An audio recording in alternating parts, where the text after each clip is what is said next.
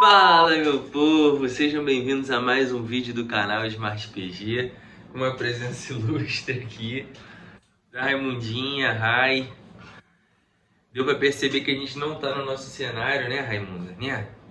Vai lá, deixa o tio fazer o vídeo. A gente não tá no nosso cenário tradicional porque demos start ao período de férias. Então, sim, estarei em locais diferentes, estarei em outros lugares. Estou na casa da minha cunhada aqui. E daqui a pouco tô partindo para outro lugar. Então é assim, clima de férias é assim. Começou nossa temporada de férias, mas a gente nunca vai deixar de fazer vídeo aqui pro canal. Então hoje vai ser assim, um lugar diferente, um clima diferente, mas a gente tá aqui hoje para falar de coisa boa. A gente tá aqui para falar de coisa maravilhosa. Top 5 melhores séries que eu assisti no ano de 2024. Então eu vou falar para vocês as melhores séries que eu assisti, lembrando mais uma vez, repito, as séries que eu assisti. Eu não assisti todas as séries do mundo. Eu já falei diversas vezes aqui no canal que eu tenho andado muito ocupado. Esse ano foi um ano com muito trabalho, muito estudo. Então assim, eu realmente só parei pra assistir, cara, o que eu queria. Eu fui muito seletivo, escolhi o que eu queria assistir e 80% dos casos eu me satisfiz com as minhas escolhas. Então eu acho que a maioria das minhas decisões aqui foram realmente séries que eu cliquei e falei, cara, eu tô vendo que tá com uma boa crítica, as pessoas estão gostando, é uma série que eu me interesso, então foram essas que eu assisti. Então eu vou falar as 5 melhores séries que eu assisti e vou falar também algumas menções honrosas aqui, como de costume, nos nossos top 5, beleza? Então é isso. Antes de começar, já clica no botãozinho de like, se inscreve no canal, porque tem muito conteúdo bacana aqui pra vocês no canal Smart PG. Estamos fazendo uma cobertura magnífica aqui do final de ano. Já falamos das piores séries e piores filmes. Agora vamos falar das melhores séries e melhores filmes de 2024, beleza? Então vem comigo agora. Bom, vamos começar o nosso top 5. Eu sempre assusto a Rai quando eu falo assim. Desculpa, minha filha. Que susto. Vou parar de gritar, eu tô assustando ela. Mas vamos lá. Na nossa quinta posição, ela vai fazer o vídeo com a gente, tá? Na nossa quinta posição, terceira temporada de The Bear. Já começando aqui com uma bomba, uma polêmica. Desce lá, Raimundinha. Uma polêmica, porque eu sei que a crítica e muitas pessoas não gostaram. E de fato, essa terceira temporada, ela fica aquém da primeira e da segunda. Ela fica bem pra trás em alguns quesitos. Eu acho que essa temporada, ela teve muitos altos e baixos. Muitos episódios ruins, um final que não é nem um pouco prazeroso pra quem gosta de The Bear. É um final bem ruim, assim, perto do que a gente já teve nas outras 2 temporadas. Ela faz um gancho ali pra quarta temporada, mas não é um gancho interessante, é um gancho que realmente você termina a temporada falando, cara, não era isso que eu queria assistir, não era esse final que eu gostaria, e assim, eu não tô com vontade de ir pra quarta temporada como eu já estive nas outras, sabe? Sabendo que já vai começar com muitos problemas, sabendo que já vai ser uma temporada que vai ter que consertar os erros da terceira, mas ainda assim tiveram episódios magníficos, tiveram episódios muito bons a nível The Bear, como por exemplo o primeiro episódio, que pra mim é um episódio assim totalmente experimental. É um episódio muito artístico, é um episódio muito fotográfico, é um episódio muito pintoresco e isso fez com que o episódio fosse falado através das imagens, sabe? Através das pinturas em forma de imagem, através da obra de arte, muito mais do que o texto em si.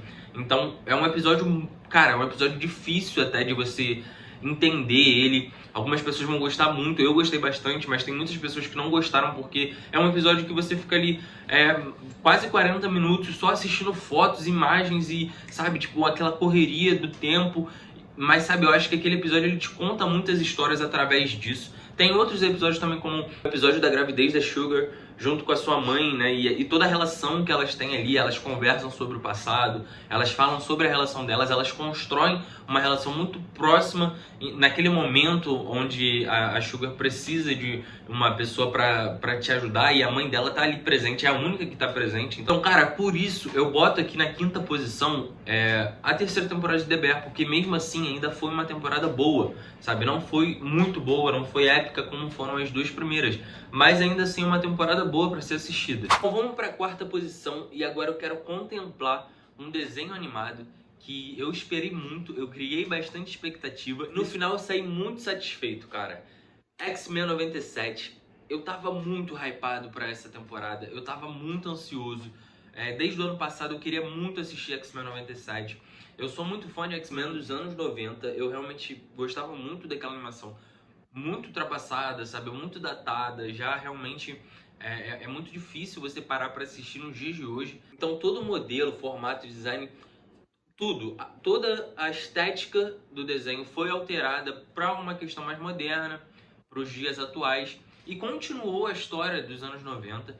Então ela parte ali de onde ela terminou daqui adiante.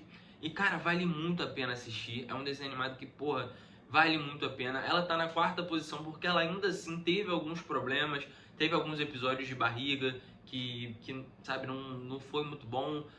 Teve alguns episódios que realmente foram um pouquinho mais chatos, umas tramas que não foram muito bem desenvolvidas, mas a maioria das tramas foi muito bem desenvolvida.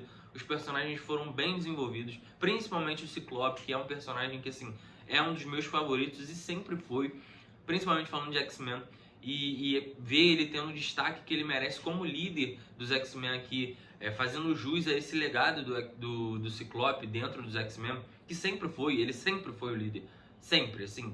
Teve um boom aí do Wolverine, principalmente por causa do Hugh Jackman, né? O Hugh Jackman, ele fez o nome do Wolverine, então o Wolverine foi elevado à máxima potência em Hollywood por causa do Hugh Jackman, por causa da brilhante atuação dele, mas isso é muito baseado nos filmes, muito baseado nisso, acabou crescendo por causa dos filmes, mas não significa que é a verdade dos quadrinhos e a verdade das histórias canônicas, porque o Ciclope sempre foi o cara, e o Gambit, que é o outro personagem que eu amo, são os dois, ele que pra mim é top 1, top 2 dos principais personagens. Teve um desfecho sensacional, teve um episódio, porra, incrível. Cara, a morte do Gambit é um episódio inexplicável, assim, é um dos melhores episódios que eu já assisti, e não tô falando só de desenho animado, eu tô falando num geral, cara. É um episódio muito bem trabalhado, então tá aqui na 4ª posição, muito merecido, X-Men 97. Bom, entrando agora no nosso top 3, as 3 principais séries, incluindo minisséries, lógico, né? Eu vou falar agora de uma minissérie que tem começo, meio e fim, não vai ter outras temporadas, mas daqui pra frente, cara, são só séries e minisséries que realmente eu não tenho o que falar. Assim, eu esperei, não tenho o que falar. Realmente são séries que, cara, foram maravilhosas. Foram séries que eu adorei assistir. E na 3ª posição tá Beberrena, uma série que ninguém imaginava que ia assistir esse ano. Uma série que ninguém tinha noção, não teve divulgação, não teve marketing, não teve nada. Era uma série pequena, era uma série que queria falar sobre a história real de um caso real que aconteceu.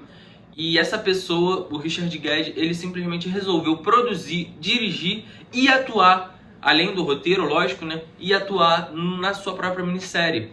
Então, é a história de vida dele, é a história dele contada por ele, lógico, é o ângulo dele, né? Essa série teve muitos desdobramentos depois que terminou, tiveram muitas polêmicas em cima disso, mas o Richard Guedes, ele contou a ótica dele, baseado naquele caso que ele viveu, e ele resolveu trazer pra gente, contando muito sobre a sua vida, se abrindo totalmente, contando coisas muito pessoais e muito, sabe, muito difíceis, coisas muito íntimas dele, mas que ele resolveu expor pra deixar essa minissérie mais robusta, né? Pra fazer com que essa minissérie não fosse apenas um caso de perseguição, né?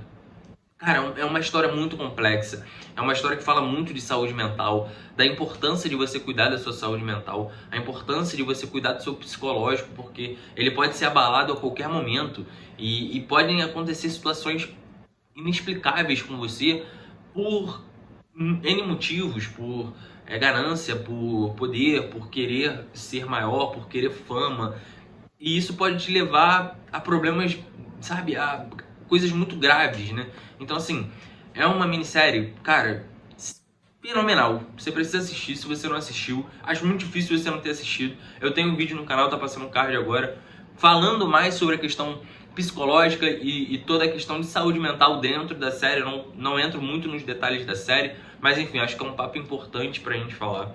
E por isso tá aqui no top 3. Série que te faz refletir muito, além de ser uma série muito bem produzida. Então, chega aí no nosso top 3, Beberrena.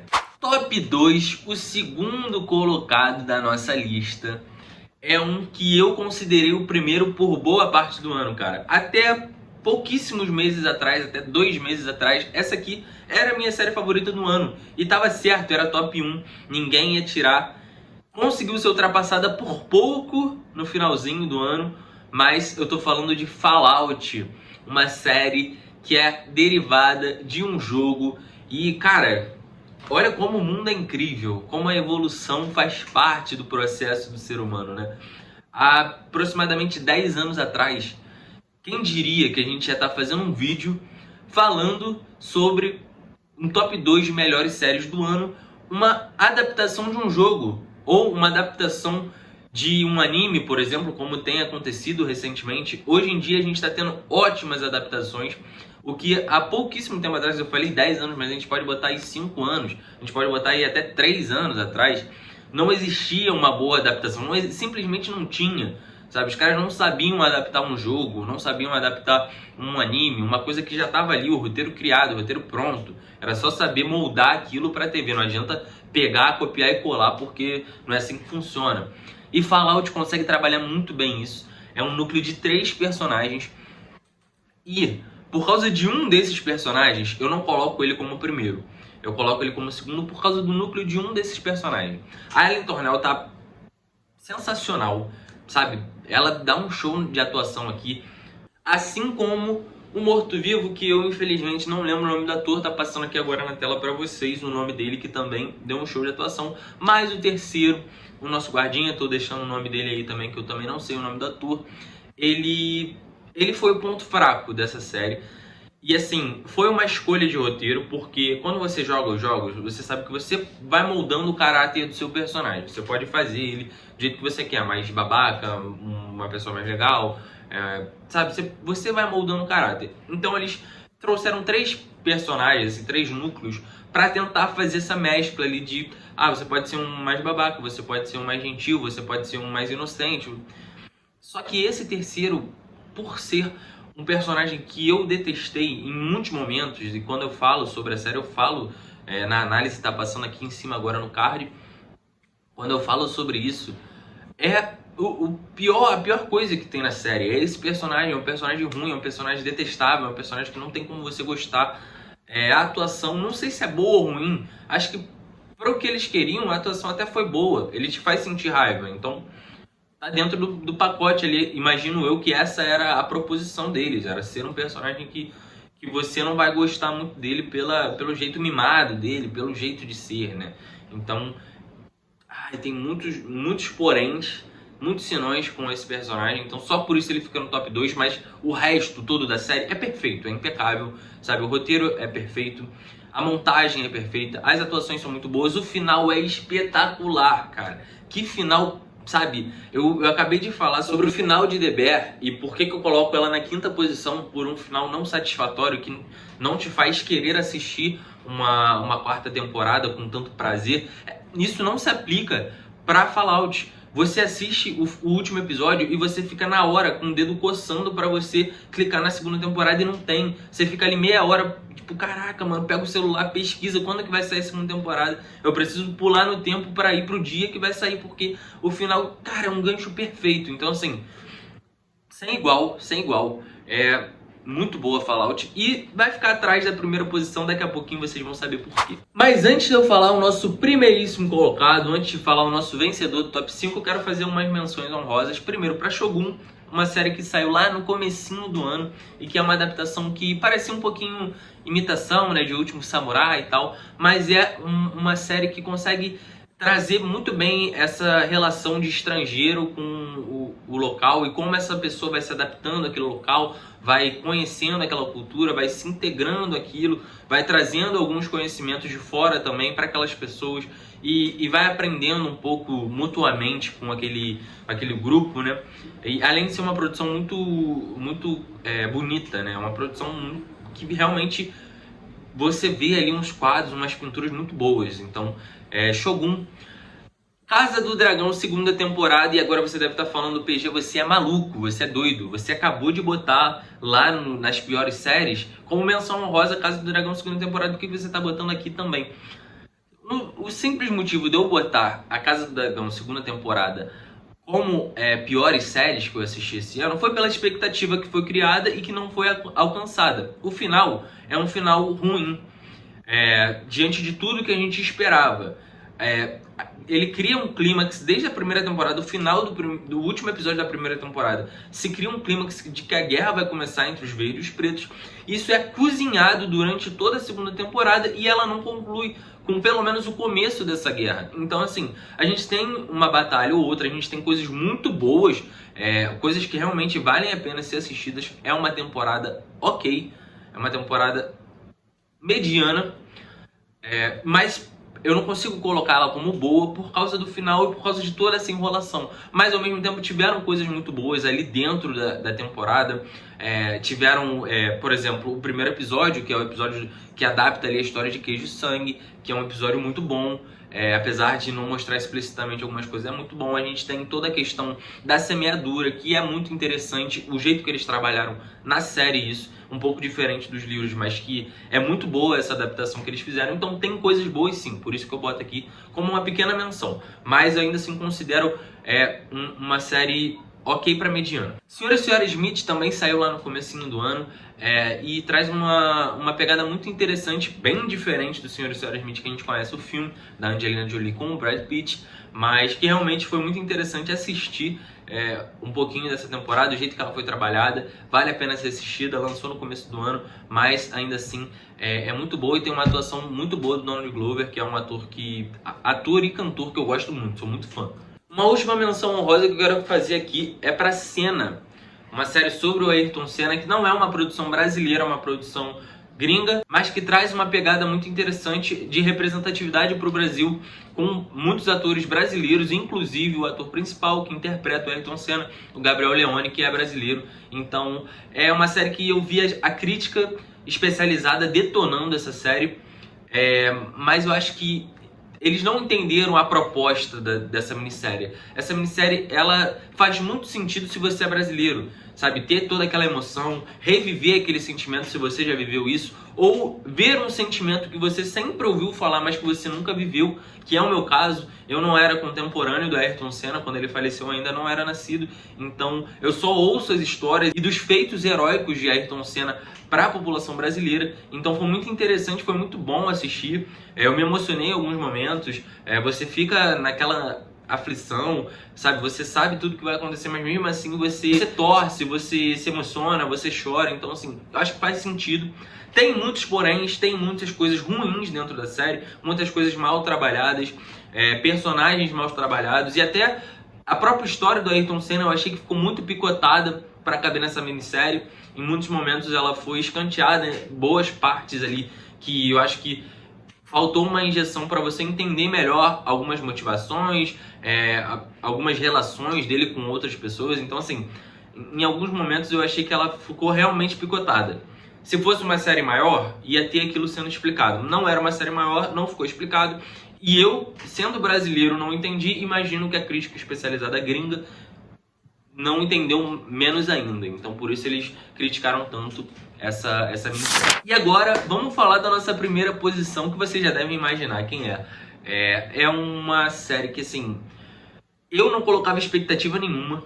Eu não imaginava que eu ia ver uma série do jeito que foi. Eu realmente cliquei para assistir pensando, cara, beleza, tem uma história por trás, é uma história que já tem de base um filme que saiu em 2022, então é uma história que é recente, é um pouco fresca, mas o personagem principal daquele filme não vai estar nessa série. Então, porra, será que vai ser boa?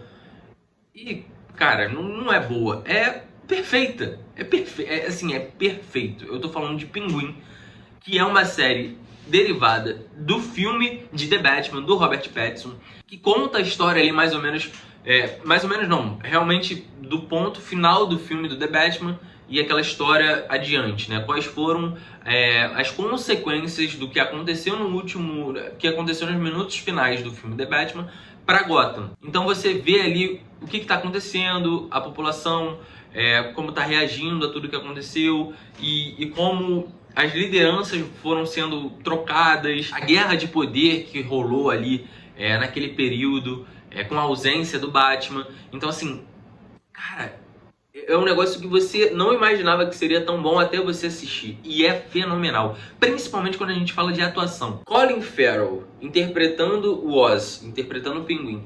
E Christian Bale interpretando Sofia Falcone. Assim, são espetaculares. Espetaculares, não tenho o que dizer. É 10 de 10, é 10/10. São dois atores fenomenais fazendo um trabalho perfeito, cara. Um trabalho impecável. Tem 2 episódios ali, o episódio final é muito impactante porque ele te cria uma expectativa, um hype, você começa a teorizar o que você acha que vai acontecer e ele te surpreende 100% no final. A única coisa que ninguém imaginava que ia acontecer, eles têm a coragem de fazer e isso, cara, isso pra mim é a melhor coisa que você pode esperar de uma série. Ela brinca com seus sentimentos, ela te faz torcer pra uma pessoa que é pervertida no nível máximo, que é, sabe, uma pessoa inescrupulosa, uma pessoa terrível. E ela te faz torcer pra essa pessoa durante toda a temporada. Não que isso não se aplique também a Sofia Falcone, porque também é uma pessoa que tá incluída naquele meio, que também faz coisas muito erradas. E também a série te faz torcer por ela, mas no final, cara, você vê que você simplesmente foi feito de otário, foi feito de trouxa, de, sabe, se afeiçoar aqueles personagens, porque tudo que acontece ali é totalmente surpreendente. Eu tenho certeza que ninguém imaginava que aquilo ia acontecer. O último episódio, como eu falei, é um episódio muito bom, mas tem um episódio específico sobre a Sofia Falcone que pra mim, cara, não tem como ali. É um episódio sem erros. É um episódio absoluto cinema, sabe? É um episódio de pura atuação da Christian Bale que dá um baile de atuação. Um baile. Porra, não tem o que falar, cara. Eu fico sem palavras realmente pra falar sobre esse episódio e essa série no geral, porque é uma série que tem início, meio e fim perfeitos. Uma série que ninguém dava nada por ela, agora todo mundo quer assistir uma segunda temporada, agora todo mundo já tá ansioso por uma segunda temporada, ou todo mundo quer que esses personagens estejam no próximo filme do The Batman, que a gente não sabe nem quando vai ser lançado. Então, realmente foi um trabalho muito bom, assim, de você pegar uma série sem expectativa nenhuma e ser perfeita. A série é perfeita, não tem erro, pra mim não tem erro, não tem mesmo, assim, eu não enxergo nenhum erro nessa série. Eu não consigo virar pra você e falar, cara, isso aqui tá ruim, isso aqui eu não gostei. Não, pra mim é perfeita e é isso. A melhor série que eu assisti esse ano. Como eu falei, tava ali pau a pau com Fallout, mas no quesito atuação, ela ganha mais do que Fallout, então por isso é isso. Pinguim, a melhor série que eu assisti esse ano. Coloca aqui nos comentários qual foi a melhor série que você assistiu esse ano. E coloca também o seu top 5. Vamos ver se a nossa lista bate aqui. Quais são as séries que você concorda e discorda da minha lista. Coloca a sua lista aqui embaixo. Coloca a sua série favorita, porque eu vou gostar muito de comunicar com vocês e da gente discutir aí quais foram as melhores séries do ano pra você, beleza? Lembrando, essa é a minha opinião, então se você tem uma lista diferente, não tem problema nenhum. Não tem problema nenhum, essas são as séries que eu assisti e as que eu posso opinar a partir do que eu assisti, beleza? Tamo junto! Próximo vídeo já deve ser um cenário diferente pra gente trazer os melhores filmes que eu assisti esse ano. Ainda tô fazendo o roteiro, não sei se vai ser top 5 ou se vai ter mais filmes. Deixo no ar aí pra vocês. Se quiser comentar, pode comentar. Prefere top 5, top 10, top 8? Tá com vocês, beleza? Tamo junto, até o próximo vídeo. Falou, fui.